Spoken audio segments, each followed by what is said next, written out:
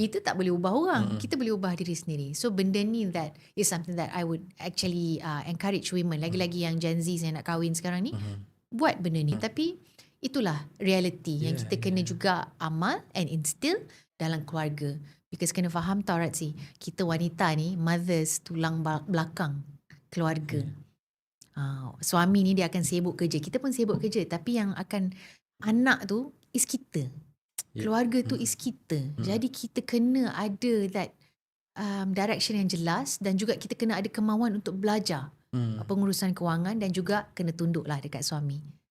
Tapi I guess that's sebab tu I kata belajar daripada my story dengan husband, it was the best thing. That's why I rasa Allah lorongkan kebankrapan tu supaya hari ni kami sama-sama.